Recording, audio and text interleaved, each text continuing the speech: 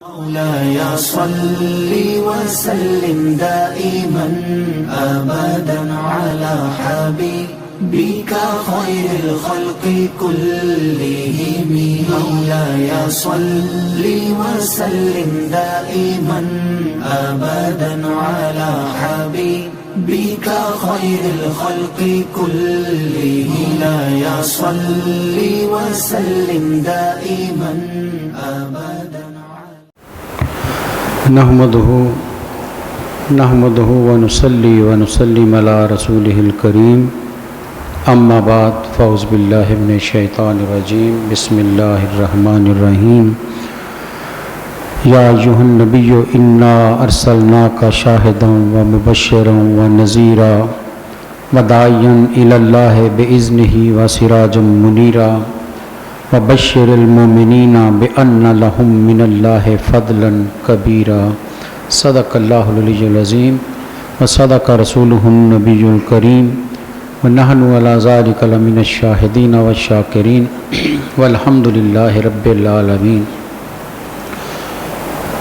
حضرت گرامی، نبی رحمت صلی اللہ علیہ وسلم کے تذکرے ہیں، انہی کی باتیں ہیں، انہی کی یادیں ہیں، انہی کے دن ہیں اور انہی کی راتیں ہیں.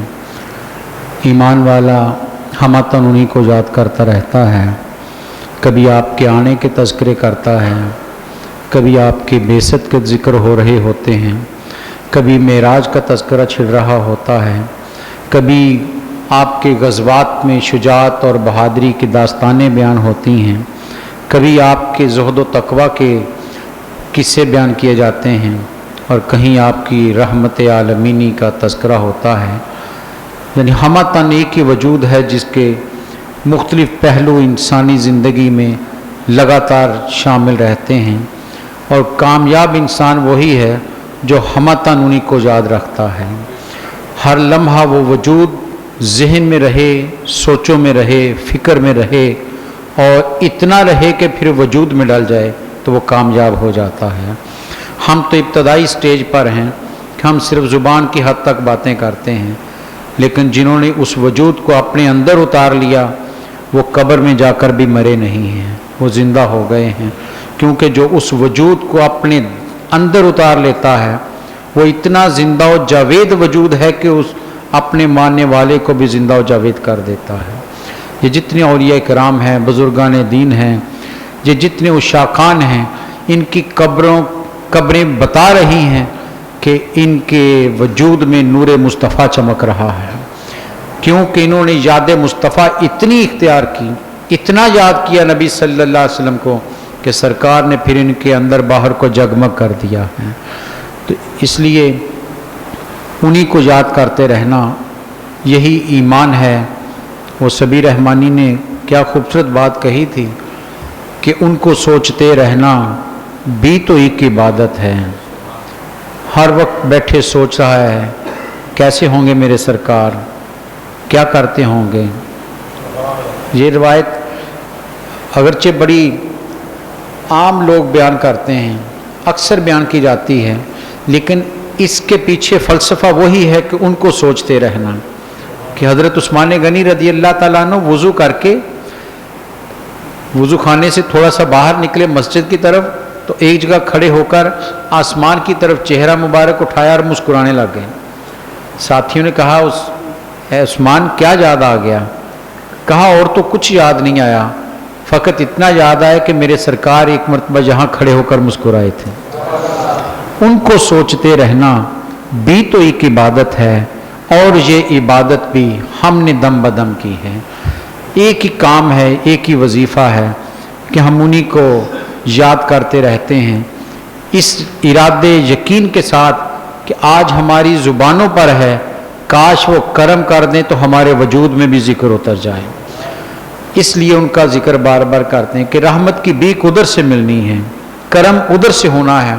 ہم تو اپنا آپ جو ہے وہ سامنے رکھ رہے ہیں کہ یا رسول اللہ صلی اللہ علیہ وسلم ہمارے بس میں یہی تھا، ہم تو خطا کار ہیں، گناہ گار ہیں، ہم اس قابل تو نہیں کہ آپ کی بارگاہ میں کوئی تحفہ پیش کر سکیں، لیکن آپ کا ذکر کرتے رہتے ہیں کہ شاید بلکہ شاید کہنا بھی میں سمجھتا ہوں کہ جہاں کوئی بے ادبی نہ ہو جائے یقیناً وہ کرم کر دیتے ہیں.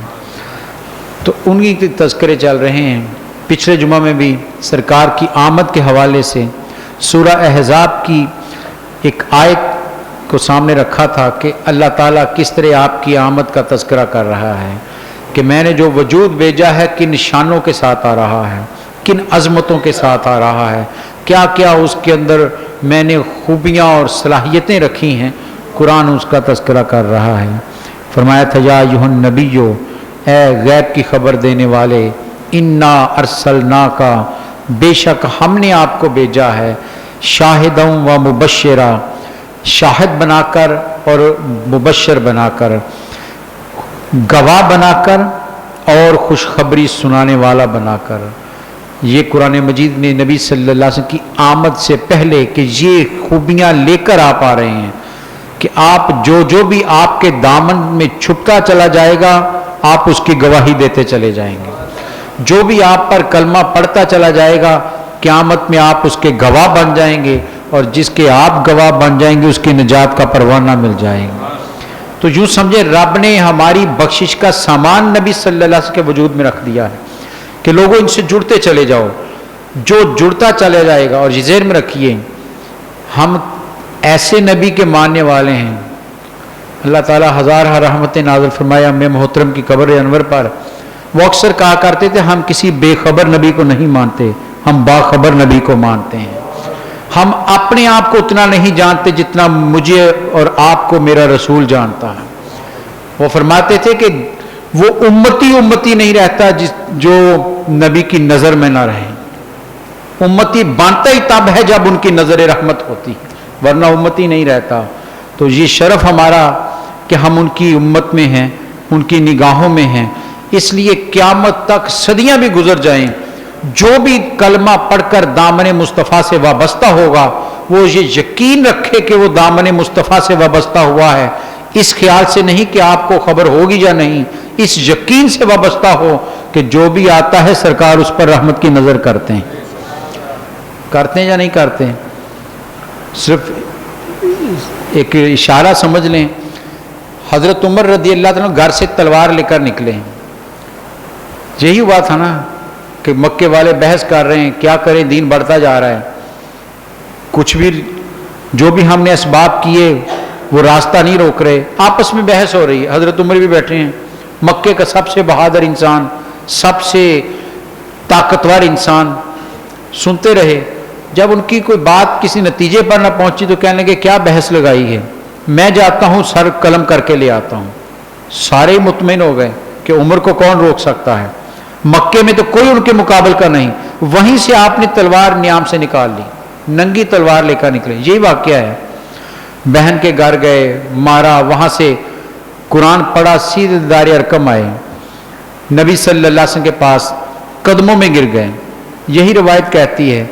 تو یہاں سرکار نے کیا فرمایا تھا؟ فرمایا تھا عمر بتاؤ گھر سے کس ارادے سے چلے تھے، یہاں کس ارادے سے آئے ہو؟ خبر تھی نبی صلی اللہ علیہ وسلم کو کہ عمر گھر سے نکلا ہے تلوار لے کر. کہا کس ارادے سے نکلے تھے، ورنہ آپ کو کیا خبر ہو سکتی؟ ہم عام انسان ہو، کون جانتا ہے؟ وہ یہی کہہ سکتا تھا کہ کس لیے آئے ہو، لیکن آپ نے یہ نہیں فرمایا. فرمایا کس ارادے سے نکلے تھے. نکلے تو بڑے جوش سے تھے، تلوار لے کر نکلے تھے کہ آج سر قلم کرنا ہے، آج تیرا سر میرے قدموں میں آ گیا ہے تو اس کی وجہ بھی بتا. کیا علماء لکھتے ہیں کہ یوں محسوس ہوتا ہے کہ حضرت عمر جب وہاں سے چلے ہیں تو سرکار کی مسلسل نظروں میں رہے ہیں. سرکار کی نظر ان پر تھی کہ عمر گھر سے نکل پڑا ہے، کدھر سے آنا میرے قدموں میں ہے. اس لیے فرمایا دامن کو کھینچ کر عمر کس ارادے سے چلے تھے، کیسے پہنچے ہو؟ ہاتھ باندھ کر سر اٹھایا، آنسوؤں سے چہرہ بھیگا ہے کہ یا رسول اللہ صلی اللہ علیہ وسلم معافی چاہتا ہوں، دامن مصطفیٰ میں جگہ دے دیجیے، آپ کے دامن میں چھپنے کے لیے آیا ہوں. تو اس لیے وہ تو جو بھی آتا ہے اس پر نظر رکھتے ہیں. قیامت تک جو بھی ان پر ایمان لائے گا سرکار کی نگاہوں میں ہے، کیونکہ آپ نے فرما دیا کہ پوری دنیا میرے سامنے یوں ہے جیسے ہاتھ کی ہتھیلی پر رائی کا دانہ ہوتا. فرمایا یوں میں دیکھ رہا ہوں دنیا کو. اور فرمایا اعمال مجھ تک پیش کیے جاتے ہیں. ایک حدیث میں فرمایا روزانہ امت کے اعمال مجھ پر پیش کیے جاتے ہیں اور میں دیکھتا ہوں میرا امتی کیا کر رہا ہے. اس لیے علماء نے جو عاشق ہیں انہوں نے بڑی خوبصورت بات لکھی. وہ کہتے ہیں آپ نے فرمایا روزانہ اعمال مجھ تک پیش کیے جاتے ہیں. یہ خیال نہ رہے کہ آپ کو خبر نہیں کو پیش کرنے کے لیے کو بتانے آتا ہے. وہ کہتے ہیں یہ پروٹوکول ہے کہ بڑے کو چھوٹے پیش کرتے ہیں رپورٹ. وہ جانتا سب کچھ ہے, فیصلے تو اس نے کرنے ہیں, لیکن چھوٹے صرف رپورٹ ہی پیش کرتے ہیں. فرشتے حاضر ہوتے ہیں, یا رسول اللہ فلاں امتی یہ کر رہا, فلاں یہ کر رہا ہے, اور آپ فیصلے صادر فرماتے جاتے ہیں. کوئی اچھا کام کرتا ہے فرمایا میں خوش ہوتا ہوں. تو علماء کہتے ہیں سوچو اپنے نبی کو خوش کرنا چاہتے ہو یا ناراض کرنا چاہتے ہو. اعمال کرتے ہوئے اپنا محاسبہ ضرور رکھو.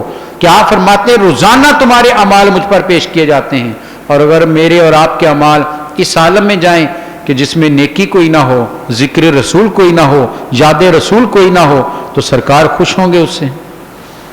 سوچنے والی بات. کیسے ممکن ہے کہ پھر وہ خوش ہو؟ ارے ان کی خوشی تو اسی میں ہے کہ میرا امتی مجھے یاد کرتا رہے. ذکر رسول میں اپنے دن رات گزارتے چلے جاؤ, تاکہ جب بھی فرشتہ ہمارے اعمال لے کر پیش ہو تو یہی کہے یا رسول اللہ جب بھی گیا ہوں آپ ہی کو یاد کر رہا تھا, جب بھی گیا ہوں آپ ہی کو یاد کر رہا ہے. تو سرکار پھر مسکرا کر رحمت کی نظر کر دیں گے. اس لیے فرمایا گواہ ہیں, ایک ایک امتی کو جانتے ہیں جو قیامت. اور یہ بھی ذہن میں رکھیے ظاہری زندگی میں بھی گواہ تھے, لیکن کبھی ظلم پر گواہ نہیں بنے, زیادتی پر گواہ نہیں بنے, ہمیشہ حق کے لیے گواہ بنے ہیں. ایک صحابی آیا آپ کے پاس اور کہنے لگے یا رسول اللہ صلی اللہ علیہ وسلم میں اپنے بیٹے کو یہ غلام ہبہ کرنا چاہتا ہوں, آپ گواہ بن جائیے. آپ نے فرمایا تمہارے اور بیٹے بھی ہیں یا ایک ہی ہے؟ اس نے کہا جی اور بھی ہیں. فرمایا کیا سب کو دے رہے ہو؟ اس نے کہا نہیں جی ایک ہی کو دے رہا ہوں. فرمایا میں ظلم کے کام میں گواہ نہیں بنتا ہوں, ظلم کے کام میں گواہ نہیں بنتا, حق کے کام میں گواہ بنتا ہوں, راستگی کے کام میں گواہ بنتا ہوں. تم راستی پر چلتے ہوئے آؤ, تمہاری گواہی میں دوں گا, تمہارے نیک اعمال کی گواہی دوں گا, اور کبھی ظلم کے کام میں گواہی نہیں دوں گا, زیادتی کے کام میں گواہی نہیں. بتا دیا کہ مومن ہوتا ہی وہ ہے جو سچ کی گواہی دیتا ہے. مومن کبھی ظلم کی گواہی کے لیے کھڑا نہیں ہوتا, وہ حق کے لیے کھڑا ہو جاتا ہے, خواہ اس کی جان کو بھی خطرہ کیوں نہ ہو. کیا امام علی مقام کو خطرہ نہیں تھا؟ سامنے سب کچھ نظر آ رہا تھا, لیکن حق کی گواہی کے لیے کھڑے ہو گئے.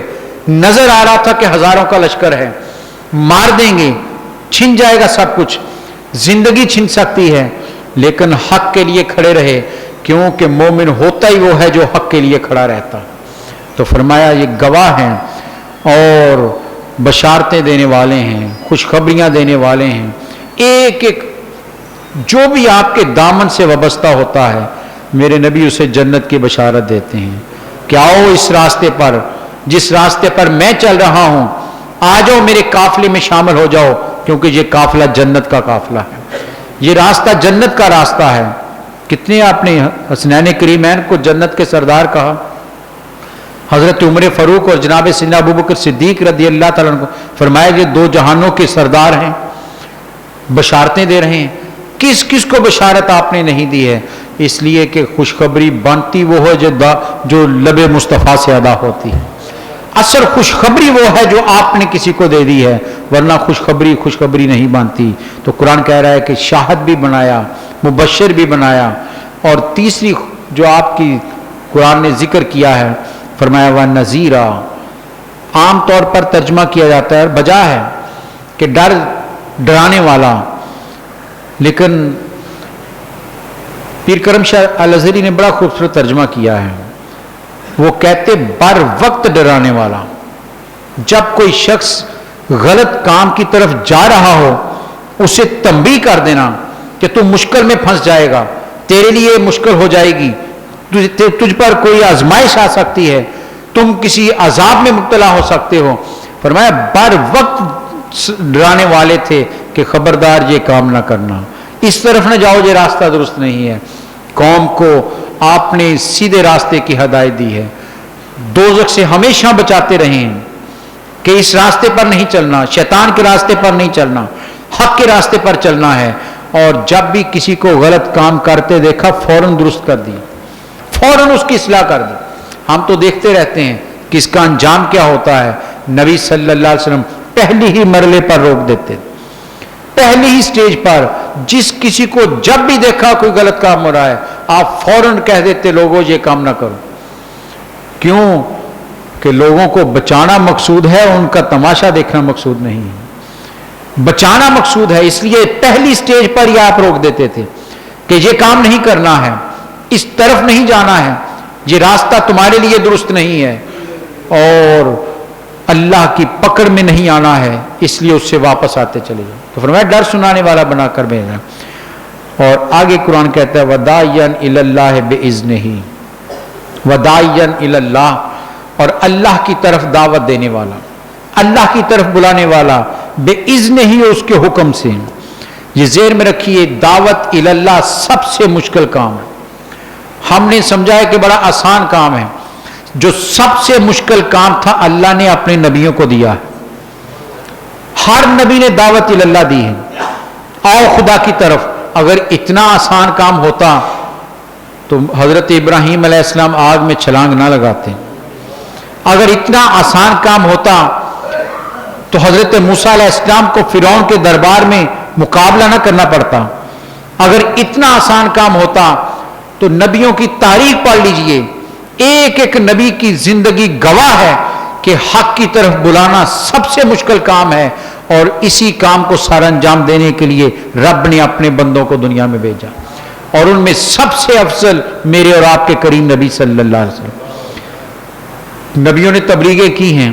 خود قرآن مجید حضرت نوح علیہ السلام کا ذکر کرتا ہے کہ 950 سال تبلیغ کی ہے، تھوڑا عرصہ نہیں ہے. بلاتے رہے لوگوں کو اللہ کی طرف. 950 سال کا ذکر قرآن کرتا ہے تبلیغ کا.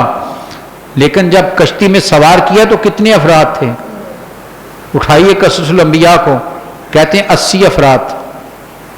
80 افراد مسلمان ہوئے 950 سال کی تبلیغ کے بعد. یہ کتنا مشکل مرحلہ ہے.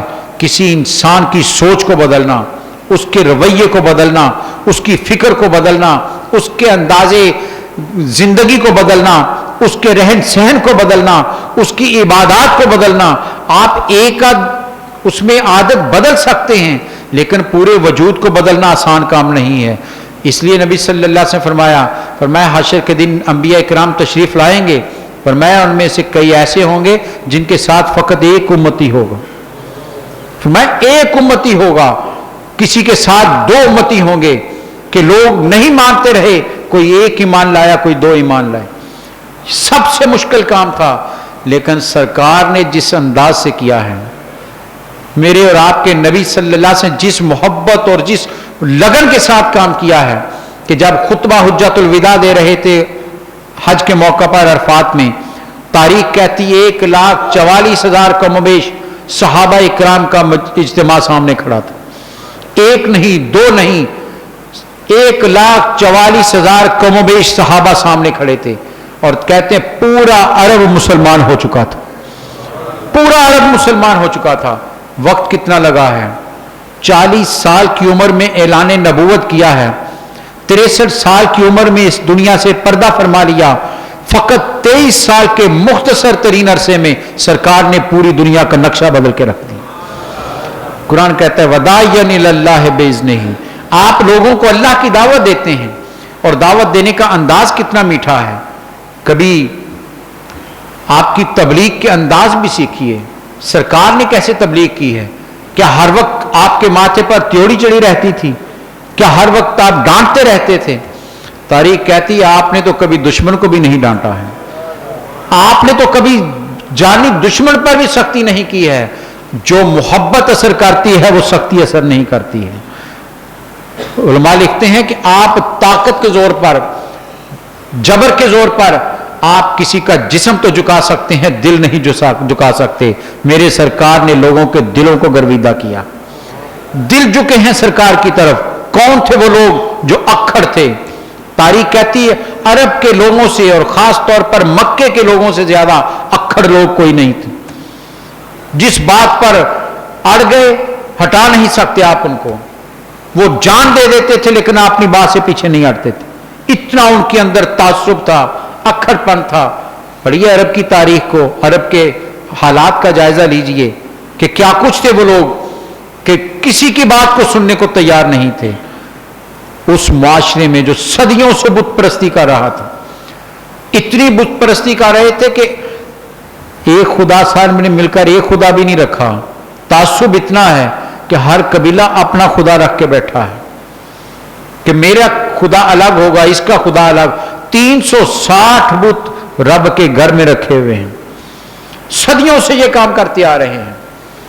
ऐसे मुआशरे में तौहीद का अलम बुलंद करना मुश्किल काम था, इतना आसान काम नहीं है। लेकिन रब ने, उलमा लिखते हैं, रब ने ये नहीं कहा वदायन इल्लाह, क्या आपने अल्लाह की दावत दी, साथ फरमाया बेइज़्न ही, अल्लाह का इज़्न भी आपके साथ था।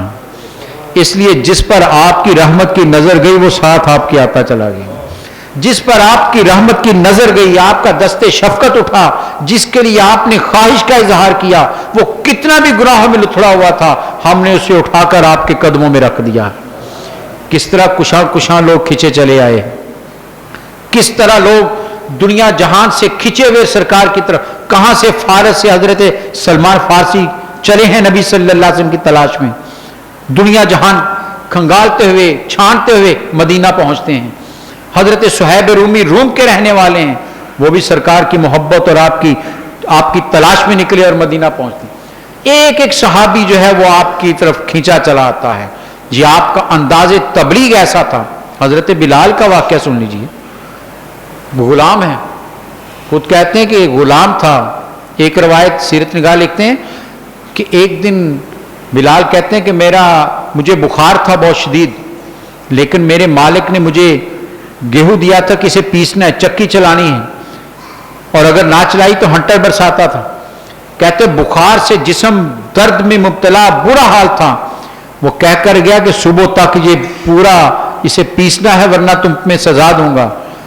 कहते जितनी हिम्मत थी चक्की पीसता रहा, आंसू बहाता, आंखें बांधे आंसू बह रहे हैं कि कितने में किसी ने करीब आकर बड़ी मीठी आवाज में कहा, क्या कर रहे हो, क्या बात है?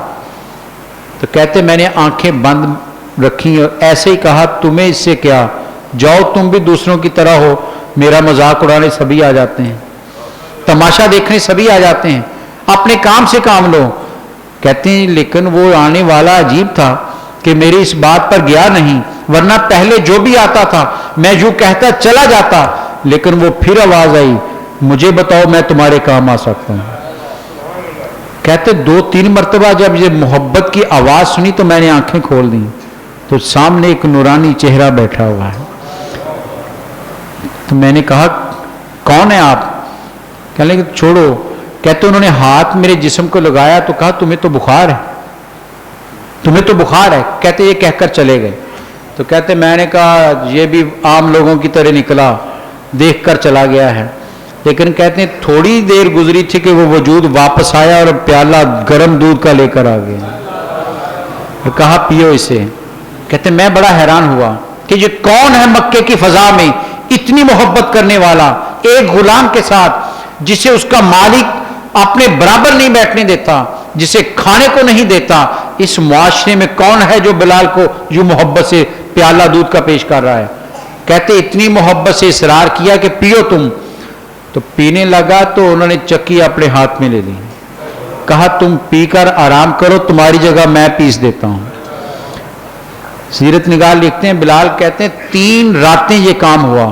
मालिक हैरान हो गया कि ये तो बीमार था, इससे तो काम होता नहीं, लेकिन सुबह जब मैं आता हूं तो सारा काम मुकम्मल होता है। हैरान रह गया वो। 3 रातों के बाद उसने पूछा आप हैं कौन? तो फिर मेरे सरकार ने कहा बिलाल तुम जिस जिंदगी को बसर कर रहे हो, जिस दलदल में पड़े हो, इससे निकलने का एक ही रास्ता है कि मेरे दामन पकड़ लो, आ जाओ एक रब की तरफ। खुदा की दावत दी, एक खुदा की। कहते हैं उनकी आवाज इतनी मीठी, अंदाज इतना दिलनशी, मोहब्बत की इंतहा कि मैं इनकार ही नहीं कर सका और वहीं कलमा पढ़ लिया। وداعیا الاللہ باذنہ. قرآن کہتا ہے یوں بلایا نبی صلی اللہ علیہ وسلم نے. پھر سوچئے بلال پر ظلم کتنے ہوئے ہیں, کتنا مارا گیا ہے. کبھی بلال نے واپس جانے کا خیال کیا ہے؟ بلکہ تاریخ تو کہتی ہے جوں جوں وہ مارتا تھا امیہ حضرت بلال کو, آپ مسکراتے جاتے تھے اور مسکراتے, وہ غصے میں اور مارتا. کہتا بلال تکلیف نہیں ہوتی. تو اقبال نے ترجمانی کی ہے حضرت بلال کی, کہ اقبال نے کہتا ہے حضرت بلال نے پھر وہاں پر کیا جواب دیا ہوگا کہ جفا جو عشق میں ہوتی ہے وہ جفا ہی نہیں, ستم نہ ہو تو محبت میں کچھ مزہ ہی نہیں. یہ جتنے تم ہنٹر مارتے ہو یہ تو مجھے اپنے محبوب کی نظروں میں اور مقبول کرتے جا رہے ہیں. تو یوں جس جس کو آپ نے دعوت دی ہے پھر وہ کٹ تو گیا ہے, واپس نہیں گیا, یوں دامن مصطفیٰ سے وابستہ ہو گیا. صلح حدیبیہ میں ایک شک یہ رکھی گئی کہ جو مکہ سے مدینہ جائے گا اسے واپس کیا جائے گا, لیکن جو مدینہ سے مکہ آ جائے گا اسے واپس نہیں کریں گے. آپ نے مان لی, صحابہ پریشان بھی ہوئے, لیکن تاریخ حیرت زیادہ ہے کہ سرکار کی دور اندیشی, آپ کی بصیرت اس پر قربان جائیں کہ مکہ سے مدینہ جانے والا بے شک اسے واپس بھی کر دیا گیا لیکن وہ ایمان سے پیچھے نہیں ہٹا ہے. مکے والوں نے ظلم بھی کیے, ابو جندل کا واقعہ دیکھ لیجئے, مارا بھی لیکن ایمان نہیں چھوڑا, اور مدینہ سے کوئی واپس آیا ہی نہیں.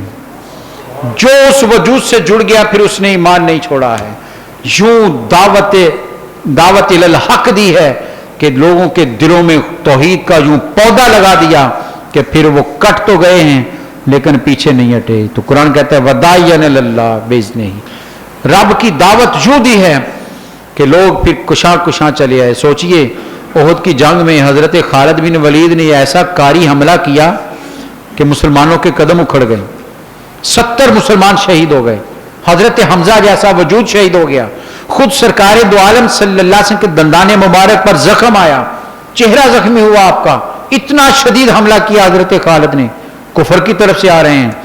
لیکن تاریخ وہ منظر بھی دیکھ رہی ہے کہ صلح حدیبیہ کے بعد خالد مکے کو الوداع کہہ کے مدینہ سرکار کے قدموں میں آ رہے ہیں. یہ کس نے کھینچا ہے ان کو, اتنے بڑے جرنیل کو, اتنے بڑے سپاہ سالار کو؟ یہ سرکار کی وہ دعوت ہے کہ جس نے ان کے اندر گھر کر لیا اور وہ سب چھوڑ کر سرکار کے قدموں میں چلے گئے. تو قرآن کہتا ہے وداعیا الاللہ باذنہ. اس لیے علماء کہتے ہیں کہ دعوت دینے کا انداز کیا ہونا چاہیے جو سرکار نے اپنایا ہے.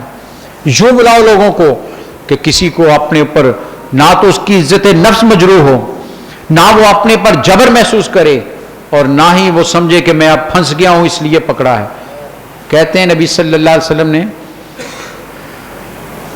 کہ ایک قبیلے کا سردار پکڑا گیا, جنگ میں باندھ دیا گیا مسجد نبوی میں ستون کے ساتھ. آپ گزرتے ہوئے جب بھی اس کے پاس سے آتے تو اسے کہتے ایمان لے آؤ, وہ آگے سے آپ کو برا بلا کہتا, آپ مسکرا کر چلے جاتے. یہ آپ کا معمول رہا, آپ گزرتے ہوئے اسے دعوت دیتے وہ ایسے ہی کہتا رہا. جب بھی گزرتے آپ دعوت دیتے وہ آگے سے آپ کی شان میں گستاخی کرتا, آپ نے کبھی اس کا بدلہ نہیں لیا, کبھی اس کا جواب نہیں دیا, مسکرا کر چلے جاتے. 2-3 دن ایسے ہی گزرے, تیسرے چوتھے دن آپ نے صحابہ سے کہا اسے چھوڑ دو, رہا کر دو. صحابہ بڑے حیران ہوئے کہ یہ روزانہ نبی صلی اللہ علیہ وسلم کی گستاخی کرتا ہے, روزانہ آپ کی شان میں بے ادبی کرتا ہے, آپ نے کچھ کہا بھی نہیں اسے, اور کہا اسے چھوڑ دو. فرمایا حکم دیتا ہوں چھوڑ دو. اس کو چھوڑ دیا, فرمایا جاؤ تم آزاد ہو, چلے جاؤ. تاریخ کہتی وہ گیا, لیکن حضرات گرامی جو وہاں آ جائے وہ جاتا کہیں نہیں ہے. کہتے ہیں وہ مسجد سے نکلا, تھوڑی ہی دیر گزری کہ پھر مسجد میں آتا دیکھا گیا. صحابہ نے حیران ہو کر دیکھا کہ یہ تو واپس آ رہا ہے, اسے تو ابھی رہا کرنے کا حکم دیا تھا. واپس آ کر سیدھا نبی صلی اللہ علیہ وسلم کے پاس آ گیا اور کہنے لگا اے محمد صلی اللہ علیہ وسلم مجھے بھی کلمہ پڑھا کر اپنے غلاموں میں شامل کر لیجیے. یہ ہے دعوت کہ وہ جیسے چاہے اپنا ضعف دکھا رہا تھا, سرکار محبت بانٹتے چلے گئے اور آخر وہ گرویدہ ہو کر سرکار کے قدموں میں آ گیا. یہ ہے تبلیغ کا انداز. جب آپ کسی پر سختی سے بات کریں گے وہ پھر آپ کی بات نہیں سنیں گا. آپ تو ہمیشہ نرمیاں بانٹنے آئے تھے, سختی تو کی نہیں کسی پر. ایک شخص آیا کہ نبی صلی اللہ علیہ وسلم کے پاس, آپ نے کہا, اس نے کہا جی ایمان لانا ہے تو کیا کرنا ہے؟ آپ نے فرمایا 5 وقت کی نماز پڑھنی ہے. وہ سوچنے لگ گیا, سوچ کر کہنے لگا جی 5 تو دن میں بہت مشکل ہے. آپ نے فرمایا کتنی پڑھ سکتے؟ اس نے کہا جی 2 پڑھ لوں گا. فرمایا چلو وعدہ کرو 2 پڑھو گے. اس نے کہا جی وعدہ 2 پڑھوں گا. آپ نے کہا جاؤ. وہ چلا گیا. کچھ عرصے کے بعد وہ واپس لوٹا. سرکار مسکرائے دیکھ کر, کہا دوست بتاؤ کیا حال ہے؟ اس نے کہا یا رسول اللہ صلی اللہ علیہ وسلم 5 ہی نمازیں پڑھتا ہوں. آپ مسکرائے, کہا تم نے تو 2 کہی تھی. کہا جی وعدہ تو 2 کا کیا تھا. گھر جا کر جب شروع کی تو سوچا, خیال آیا ارے جب نبی مان لیا وہ تو 5 کہتے ہیں, پھر اپنی مرضی کیا ہے؟